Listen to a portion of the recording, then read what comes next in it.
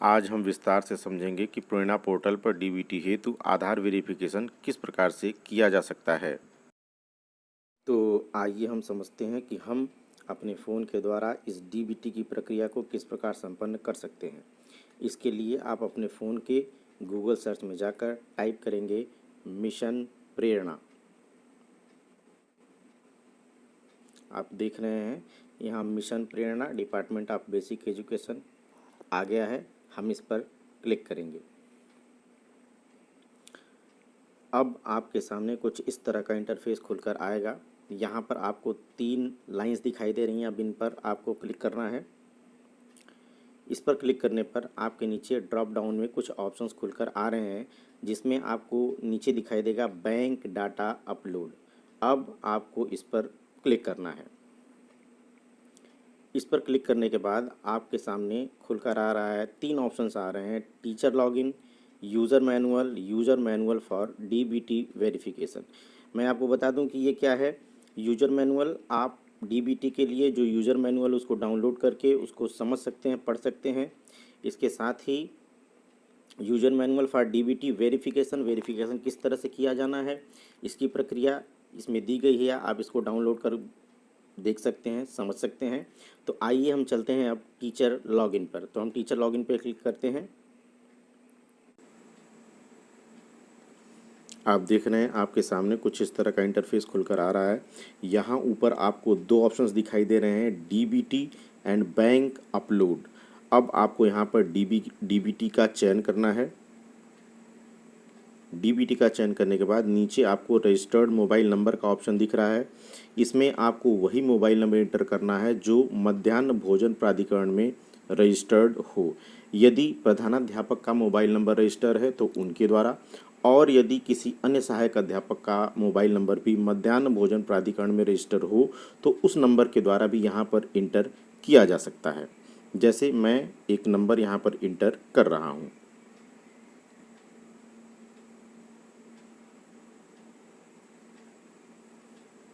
आप देख रहे हैं नीचे वेरीफाई का ऑप्शन आ रहा है, इस पर आपको क्लिक करना है। नीचे आपको एक ऑप्शन दिखाई दे रहा है सेंड ओटीपी, आपको इस पर क्लिक करना है। देख रहे हैं इसमें एक ऑप्शन आ रहा है कि OTP sent successfully on your mobile, यहाँ हमें ओके कर देना है। ये ओटीपी आपके मोबाइल पर आ चुका है। अब आप इस ओटीपी को यहाँ पर या तो कॉपी पेस्ट कर देंगे या मैसेज में जाकर उस ओटीपी को यहाँ पर इंटर कर देंगे। अब नीचे आप देख रहे हैं यहाँ पर आपको लॉगिन का ऑप्शन दिखाई दे रहा है, जिस पर आपको क्लिक करना है। अब आपके सामने एक ऑप्शन आ रहा है जिसमें लिखा हुआ है कि you are already logged with another device, इस पर आपको ओके करना है। अगला ऑप्शन है कि do you want to log out, आपको फिर से ओके कर देना है। फिर से एक ऑप्शन आया कि you have log out successfully, आपको फिर से ओके करना है। अगला ऑप्शन है कि do you want to continue login, आपको फिर से ओके कर देना है। इसके बाद आपके सामने कुछ इस तरह का इंटरफेस खुलकर आ जाएगा, जिसमें आपको सबसे ऊपर दिखाई दे रहा है student guardian bank excel upload entry forms. साथियों, मैं आपको बताना चाहता हूं कि कुछ अध्यापक ऐसा समझ रहे हैं कि यदि एमडीएम की फीडिंग प्रेरणा पोर्टल पर हो चुकी है तो वही डीबीटी है, अब हमें आगे कुछ नहीं करना है। लेकिन मैं आपको ये बताना चाहता हूँ कि हमने जो फीडिंग की हुई है वो वास्तव में एमडीएम लॉकडाउन के पीरियड में बच्चों को दी जाने वाले एमडीएम की धनराशि के लिए फीडिंग की गई है और डीबीटी के लिए की जानी है। इसमें शासन बच्चों के खातों में की धनराशि व अन्य धनराशि जैसे जूता मोजा भेजने की योजना बना रहा है। अब इसके लिए यह आपको नीचे आना है। नीचे आने पर आपको ऑप्शन दिखाई दे रहा होगा बेनिफिशियरी फंड ट्रांसफ़र। अब आपको इस पर क्लिक करना है।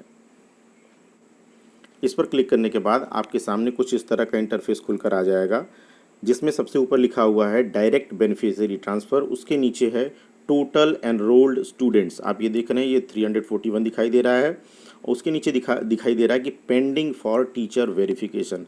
ध्यान दीजिए, आपको इसी पेंडिंग फॉर टीचर वेरिफिकेशन पर क्लिक करना है। उसके नीचे भी कई ऑप्शंस आपको दिखाई दे रहे होंगे, जैसे verified by teacher, forwarded by teacher to BEO, reverted by BEO to teacher. लेकिन अभी आपको इन सब ऑप्शन से कुछ भी लेना देना नहीं है, आपको सीधे पेंडिंग फॉर टीचर वेरिफिकेशन पर क्लिक करना है। आप देख रहे हैं आपके सामने कुछ इस तरह का इंटरफेस खुलकर आ गया है, जिसमें सबसे ऊपर डिस्ट्रिक्ट, ब्लॉक, एरिया, स्कूल और यू डैश कोड लिखा हुआ है। इसमें स्कूल कैटेगरी में लोकल बॉडी बेसिक शिक्षा परिषद लिखी हुई है और सेशन बाय डिफ़ॉल्ट 2020-21 चुना गया है। आप देख रहे हैं यहाँ हमारे स्कूल के बच्चों का नाम खुलकर आ चुका है, जिसमें सभी बच्चों के नाम आपको दिखाई दे रहे हैं। इसके बाद आपको इसी पेज पर बिल्कुल राइट साइड में चले जाना है, कुछ इस तरीके से। राइट साइड पर जाने पर आपको अब दिखाई दे रहा होगा स्क्रीन पर कि यहाँ पे लिखा हुआ स्टूडेंट आधार स्टेटस, उसके नीचे लिखा हुआ है नॉट वेरीफाइड और उसके ठीक बगल में लिखा हुआ है अपडेट। अब आपको, और उसके नीचे दाहिनी तरफ लिखा हुआ है वेरिफिकेशन। अब आपको यहाँ पर अपडेट के ऑप्शन पर क्लिक करना है अगर इस बच्चे की आपको सारी डिटेल्स फिलअप करनी है। इसके साथ ही मैं आपको एक और चीज़ दिखाना चाहूँगा कि यहाँ पर इन बच्चों के खाता नंबर व अन्य सूचनाएं भरी हुई नहीं दिखाई दे रही हैं, लेकिन यदि इसी में हम और नीचे जाते हैं तो हमें अन्य बच्चों की कुछ सूचनाएं भरी हुई भी दिखाई देंगी।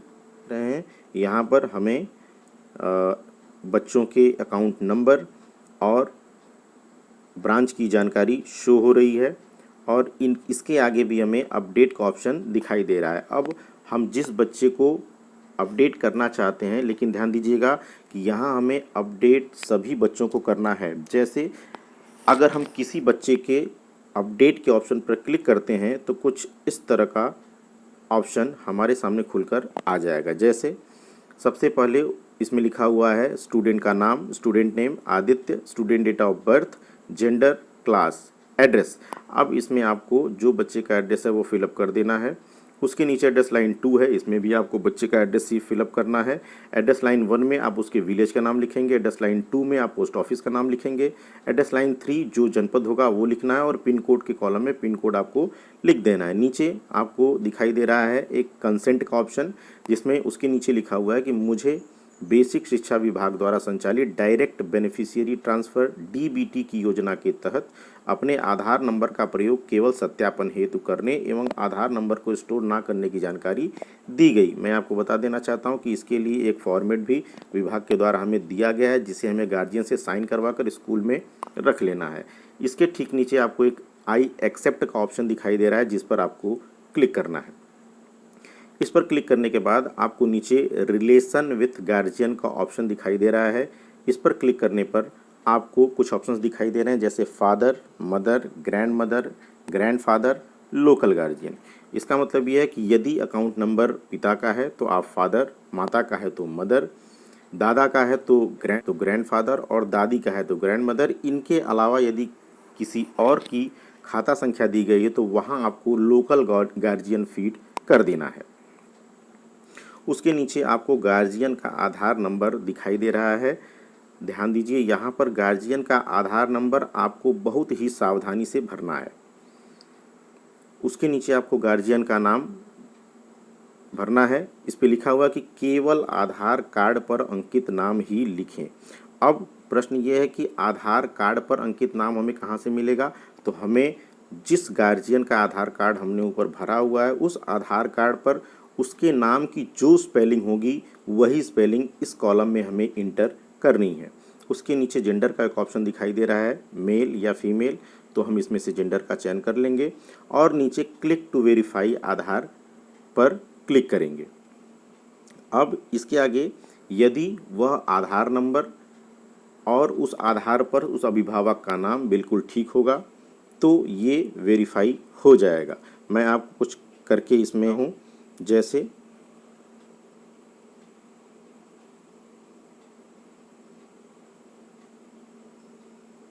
मैंने ये एक आधार नंबर भर दिया है और एक नाम इसमें डाल देता हूँ। जेंडर सिलेक्ट कर लेता हूँ और क्लिक टू वेरीफाई के ऑप्शन पर क्लिक करता हूँ। आप देख रहे हैं कि इसमें ये ऑप्शंस खुलकर आ गए हैं और गार्जियन आधार डिटेल्स, गार्जियन आधार डिटेल, गार्जियन नेम और जेंडर ये आ रहा है।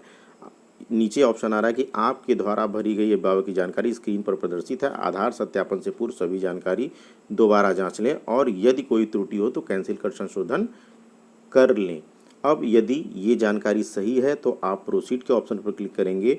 चूँकि मुझे इस गार्जियन का फीड नहीं करना इसलिए मैं यहाँ से कैंसिल कर देता हूँ।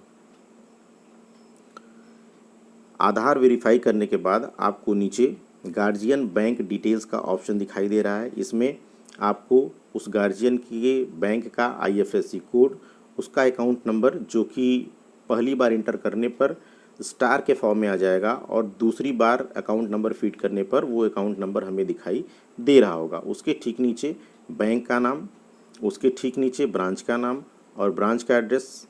ये आपको अगर फिल किया हुआ मिल रहा है तो आपको फिलअप नहीं करना है, लेकिन यदि आपको भरा हुआ दिखाई नहीं देता है तो ये जानकारी आपको फिर से इसमें भरनी होगी। इसके साथ ही आपको नीचे दिखाई दे रहा है कि क्या परिवार का कोई बालक या बालिका विद्यालय में पढ़ रहा है।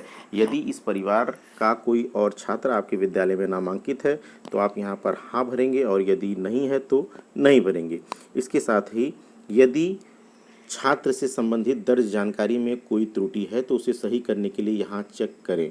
इसके साथ ही यदि अभी भी आप उस छात्र के डिटेल में कोई गलती रह गई है तो यहाँ पर क्लिक करके आपके सामने 4 ऑप्शंस आते हैं: date of birth, serial number, name and gender. इन चारों चीज़ों में आप अभी भी परिवर्तन कर सकते हैं, लेकिन ध्यान दीजिएगा यदि आपने इस पर बिना क्लिक किए और अपडेट के ऑप्शन पर क्लिक कर दिया तो उस बच्चे की जानकारी प्रेरणा पोर्टल पर फीड हो गई होगी और दोबारा उसमें परिवर्तन करना संभव नहीं होगा। इसलिए आपको सारी जानकारी को पुनः एक बार क्रॉस चेक कर लेना है और उसके बाद ही अपडेट करना है। ये अपडेट करने के बाद इस बच्चे का प्रेरणा पोर्टल पर पूरी जानकारी सफलतापूर्वक दर्ज हो चुकी होगी।